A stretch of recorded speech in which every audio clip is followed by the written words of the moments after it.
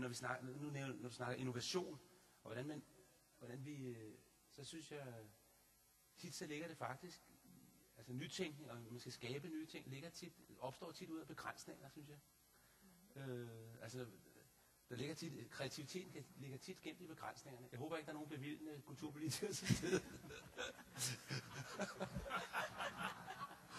Altså, tit er det sådan. Jeg kan huske, jeg lavede en gang for nogle år siden, så havde jeg fundet det, hold kæft, nu skal vi lave en Shakespeare, det er så lang tid siden.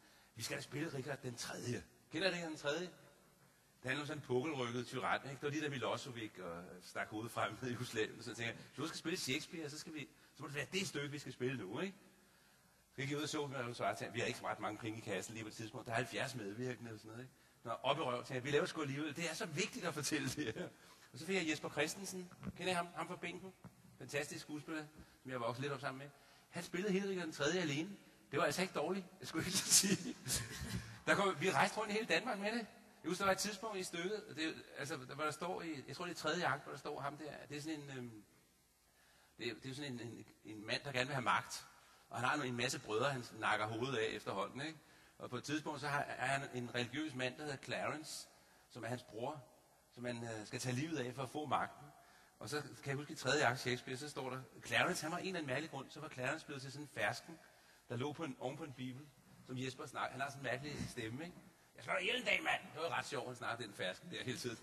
Har I været på sådan en missionshotel? Der var lå sådan en bibel der, og et halvt stykke frugt. Det foregik på et hotel, hvor en mand gennemlevede hele Richard den 3., ikke? Så står der, og det gik meget godt. Indtil 3. akt står der hos Shakespeare, Clarence druknede sin tynde vin. Hvad gør vi nu, ikke? Nu skulle vi være innovative og kreative. Men så, der var jo sådan et barskab, så var det nok et missionshotel i øvrigt. Men der var et lille barskab, ikke? Og så sagde jeg til Jesper, prøv lige at tage det der glas rødvin ud. Så tog jeg et glas rødvin ud. Og så sagde jeg, prøv lige at tage det. Så var det sådan en kolbeglas. Så sagde jeg, prøv lige at tage den der fersken og putte ned i det her glas, ikke? Så tog Jesper Christensen den her fersken ned i det her glas. Og ferskenkødet, det rodede rundt, og vinen stod op til alle sider. Jeg kan også sige, det er det bedste teatermord, jeg nogensinde har lavet. Det var helt fantastisk. I skal prøve det. Man kan se det der, altså det er sådan noget kød, der kører rundt, ikke? Og det satte jo publikums fantasi i den grad i gang. Og det var meget bedre, end hvis der kom 20 statister ind og sagde, stik hovedet, tag det fange, du er død og sådan noget, ikke? Og det var bare et dumt eksempel, jeg kom til at tænke på at kigge på mit gamle æble her.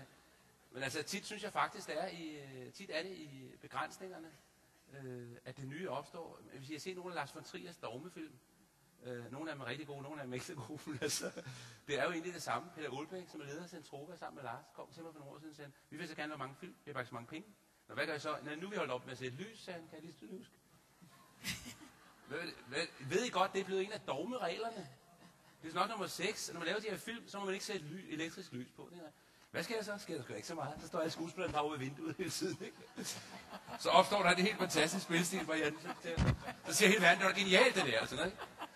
Altså på en måde, jeg kommer mange eksempler på det der, men på en måde er det jo egentlig princippet i et dogme, at Picasso havde noget, der hed en blå periode. Hvor han 2 år af sit liv kun malede blå billeder. Jeg ved ikke, om han står op i morgen og tænker, der er kun blå tilbage på paletten. Ja. Så begynder han at male, og tænker, det er egentlig fantastisk, hvor blå det kan, ikke? Altså, der er jo noget med det der. Der kom en... Vil man bare lige få den af? Jeg havde sådan et... Jeg lavede for nogle år siden et stykke, der hed Misantropen af Molière, hvor jeg besat kun med kvinder. Og det var jo en begrænsning, jeg selv havde været med til at vælge. Det var jo så herligt, selvfølgelig. Men den var jo enormt kreativ, fordi Gita Nørby, som spillede Misantropen, hun var jo fantastisk som misantropen. Her havde vi gøre med en mand, der var en kvinde inde i, og I kvinder er jo tit bedre til at fortælle os andre, hvad vi er for nogle skiderikker. Opdagede jeg jo, da jeg arbejdede med stykket. Fordi sådan nogle mænd, der er jaloux, de bare råber højt og vrede hele tiden. Altså, det var meget mere facetteret af en kvinde, der kunne... Bo Lussen spillede hendes gamle ven. Hun vandt en pris for årets bedste mandlige birolle i ud. Bo Lussen. Men da jeg skulle lave det stykke, apropos det der med at være kreativ og være innovativ, det var det, jeg lige ville fortælle, så kom der en ung skuespiller til mig en dag og sagde, Peter, jeg synes slet ikke, det er sjovt det her, mand. Hvad fanden, jeg er helt gået død. Jeg har slet ikke... Altså, al hendes engagement og lystfuldhed var slukket helt ud af det.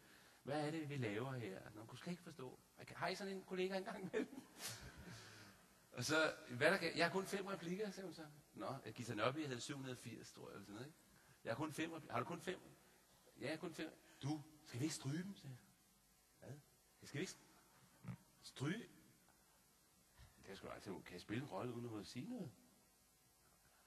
Så skulle det være, fordi jeg var stum eller noget. Så, døvstum. Jeg er en døvstum pige.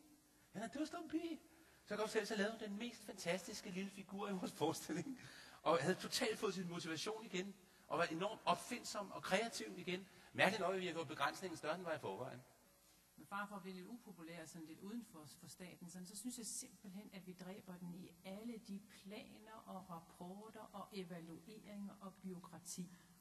Hver eneste gang, jeg kaster mig ind i et eller andet udvalg, hvor jeg tænker, det kunne være spændende at være med til at gøre en forskel, som har noget med staten at gøre, eller et eller andet råd eller udvalg eller noget, så bliver jeg bare så træt efter at have været der i 2 møder. Man bliver dynget til med papirer og skemaer, der skal udfyldes, og det tager fuldstændig glæden og lysten til at gøre noget anderledes. Og prøv at give et eksempel fra en børnehave, som mine børn gik i, hvor jeg tænkte, at jeg kaster mig ind i bestyrelsen. Hver eneste gang vi kom til bestyrelsesmøde, var der en ny rapport, vi skulle aflevere til kommunen. Så bliver det også for meget, så sagde jeg som bestyrelsesformand, så tager jeg ansvaret, vi laver vores institutionsplan, så skifter vi bare følgebrevet ud hver gang. Det opdager de aldrig. Det lykkedes vi med i 6 år fra den børnehave. Og som sagt, de opdagede det aldrig, og så fik vi energi og kreativitet frem hos pædagogerne. Det er ikke det, de er gode til, at sidde og skrive alle de der planer og læseplaner. Når jeg kom til møde med min datter, så skulle jeg sidde og lave en evalueringsplan i en alder af 4, og jeg havde bare en tanke, lad hende være. Lad hende få lov til at udvikle sig og være barn og være kreativ, frem for at sætte krydser i et skema.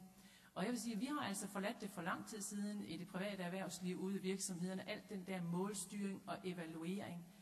Jeg synes, det har taget overhånd. Vi er meget mere optaget af det, end vi er optaget af indholdet af det, og glæden ved at skabe noget nyt. Så det kunne jeg godt ønske mig, at vi gik den anden vej. Jesper, vil det supplere? Ja, altså, jeg er meget enig, men vi skal også passe på, at vi ikke bliver for masochistiske.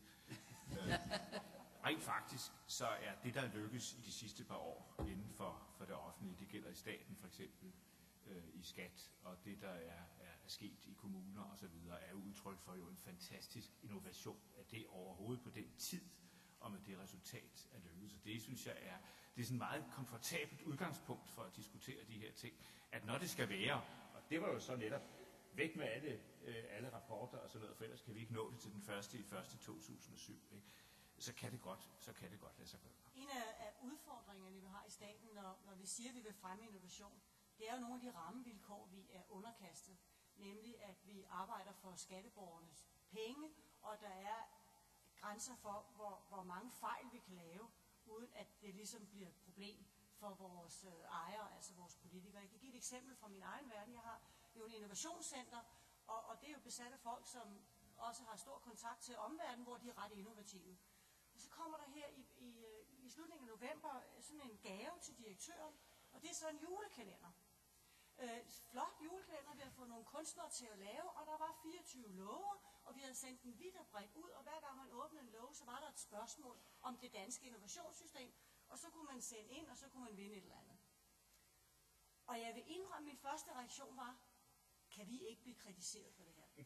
Det var jo en smal og god idé, og det var vidensspredning om innovation, men min første reaktion var, er de nu ikke gået lige for vidt? Og kan jeg virkelig godt risikere, at nogen vil sige, det her, det er altså for meget pjat med skatteborgernes penge. Og der var jo ikke nogen, der fik en røffel, men jeg er ikke sikker på, at jeg synes, I skal lave en næste år. Og det har noget at gøre med de rammevilkår, vi er underkastet. At meget nemt kunne sådan noget faktisk være blevet til en sag, hvor Helle Sander havde været skulle ud og forsvare, at han laver sådan noget pjat med skatteborgernes penge. Og det er altså et rammevilkår, vi er underkastet, som er noget anderledes end de rammevilkår, der gælder for innovation i den private sektor. Det, jeg synes, der er en vigtig ledelseskompetence, det er, at vi også er en lille smule risikovillige. Fordi ellers, så kan vi ikke få det her frem hos vores medarbejdere.